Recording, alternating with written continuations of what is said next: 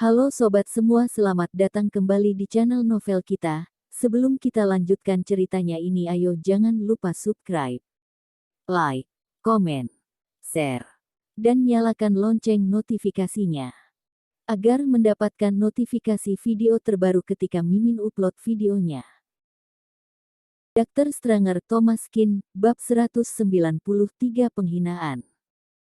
Kalimat terakhir Thomas Kin adalah intinya. Paman Denny berdiri, tidak terburu-buru bergerak, ingin menunggu Thomas Kin mengatakan sesuatu. Apa yang dia katakan sebelumnya terlalu akurat. Di tahun-tahun awalnya, Paman Denny terluka. Ketika dia menjadi seorang tentara, dia ditembak di pangkal pahanya dan melukai meridiannya. Akibatnya Paman Denny kehilangan kemampuannya sebagai pria. Selama bertahun-tahun, dia mencari dokter terkenal di seluruh dunia dan tidak ada yang bisa menyembuhkannya.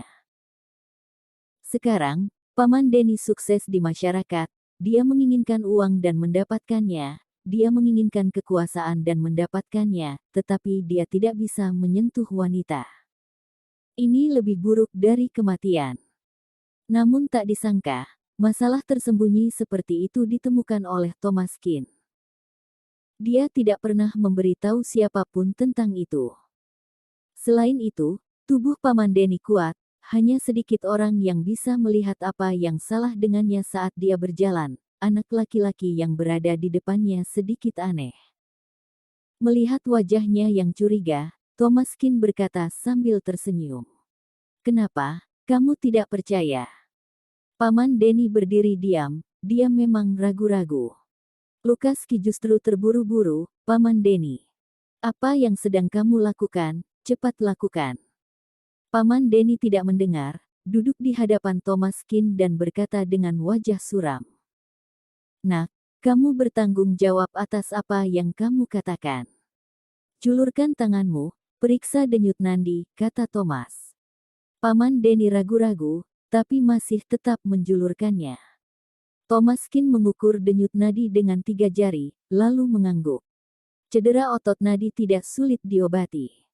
Secara teoritis sama dengan cedera pada nadi tangan dan kaki. Namun, sulit untuk diobati karena tergolong penyakit yang tersembunyi, sehingga sulit diobati. Dengan itu, Thomas Kin mengeluarkan jarum perak dan menusuknya di antara jari telunjuk dan ibu jari Paman Denny. Dengan jentikan jari, jarum perak itu berdengung. Paman Denny tiba-tiba merasa ada perasaan aneh di perut bagian bawahnya, perasaan yang sudah lama tidak rasakannya. Meski baru sembuh sedikit, namun Paman Denny melihat ada harapan. Dia bangkit dan membungkuk. "Tuan, tolong sembuhkan saya." Thomas Kin mengangguk.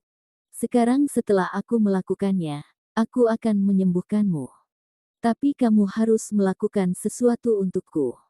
Dengan itu, Paman Denny mengangkat kepalanya. "Jangan khawatir, aku mengerti." Paman Denny menoleh dan berjalan ke arah Lukaski dengan wajah dingin. Wajah Lukaski menjadi pucat dan berkata, "Paman Denny, apa yang akan kamu lakukan?" "Paman Denny, kamu adalah pengawal bayaran tinggi ayahku." Paman Denny menghampiri Lukaski dan berkata dengan dingin, "Tuan Ki, maaf, mulai sekarang aku bukan pengawalmu." Penghinaan. Setelah berkata, Paman Denny mengulurkan tangan, meraih kepala Lukaski dan dengan lembut mematahkannya. Dengan satu suara, krak, Lukaski terbunuh di tempat. Paman Denny cukup tegas dan keberaniannya patut dihormati. Dibandingkan dengan kebahagiaannya sendiri, tuan dari keluarga Ki terhitung apa? Paman Denny menghampiri Thomas Kin dan membungkuk lagi dengan hormat. Thomas Kin berkata, "Sinmin Square, Jalan Tabib, Pusat Medis Suan, kamu dapat pergi ke sana ketika memiliki waktu, seseorang akan mengobatimu." Seperti yang dikatakan Thomas Kin, penyakit ini tidak sulit untuk diobati. Ini hanya masalah privasi dan sulit untuk dibicarakan, oleh karena itu, tidak bisa secara terang-terangan pergi mencari dokter untuk melihat penyakit. Nanti beberapa nasihat, Noel Kong bisa disembuhkan. Dengan itu, Thomas Kin dan Melissa Zhu bangkit dan keluar. Saat ini, seluruh bar sepi seperti kematian. Dr. Stranger Thomas Kin, bab 194 Lukas Ki sudah meninggal. Tuan Ki meninggal di sini. Yang paling penting adalah Tuan Muda Ki meninggal bukan di tangan orang lain, tetapi di tangan pengawal mereka sendiri. Setelah beberapa menit, Elian Jin tiba. Begitu memasuki bar, dia melihat Andi Jin di tanah, seketika menjadi marah. "Nak, kamu baik-baik saja?" Patah dua kaki Andi Jin seharusnya bisa disembuhkan, tapi ditakutkan akan ada efek sisa setelah perawatan, mungkin tidak duduk di kursi roda, tapi pasti akan meninggalkan kecacatan. Elian Jin terkejut melihat Lukas Ki yang sudah tidak bernapas di kursi rodanya. "Nak, kamu membunuh Lukas Ki." Andi Jin merasa kesakitan sampai dia tidak bisa berbicara, dia sekarat, ketika melihat ayahnya, dia pingsan. Elian Jin yang terkejut segera menggendong putranya berlari keluar.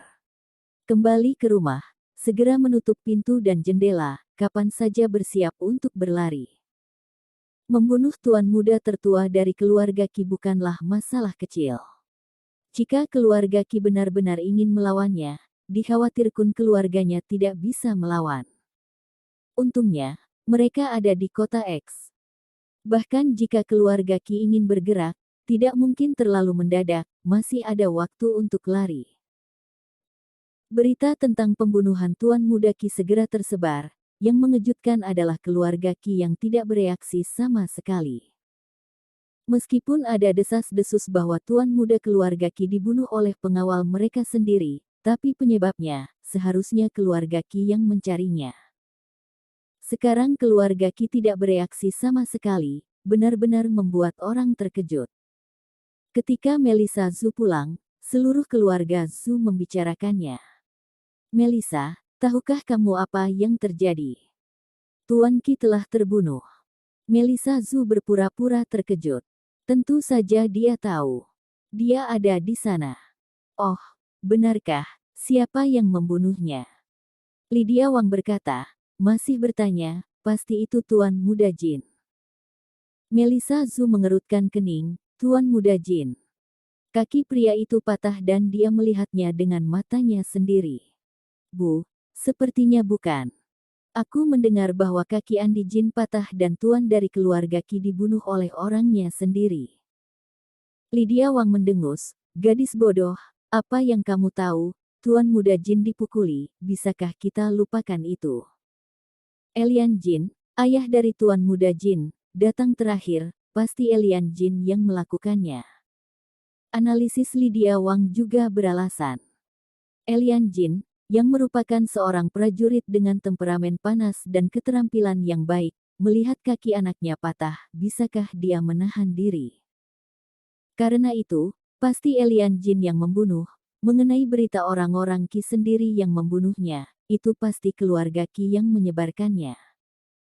Coba pikirkan, jika benar bahwa keluarga Jin membunuh orang, maka keluarga Ki akan membalas dendam atau tidak? Balas dendam, tapi tidak sekuat keluarga Jin. Jika tidak membalas dendam, maka akan dikatakan lemah, jadi mereka dengan cepat mengatakan bahwa itu urusan internal keluarganya dan tidak ada yang bisa mengaturnya. Analisis Lydia Wang sangat masuk akal dan berasalan, namun, satu-satunya analisis yang salah adalah menilai kekuatan keluarga Jin. Keluarga Jin di kota X terdengar sangat kuat, tetapi sama sekali tidak bisa bersaing dengan keluarga Ki. Melissa Zhu sedikit tidak tahan dengan Lydia Wang, pikirannya terlalu subjektif. "Bu, kamu mungkin salah paham. Aku." Melissa Zhu ingin mengatakan yang sebenarnya, bahwa Thomas Kin lah yang membunuh Lukas Ki.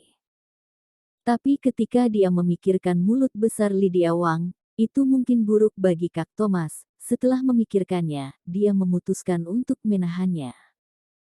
Lydia Wang memelototinya dan berkata, "Sudah kubilang, jangan setiap hari bermain dengan anak bernama Kin. Tuan Muda Kin telah terluka, pergi dan lihatlah saat kamu punya waktu." Setelah berkata, Lydia Wang mengeluarkan ponselnya dan melihatnya, seketika merasa senang. Julia Wang membalas, menjawab bahwa ginseng lah yang akan dikirim ke bos hari ini.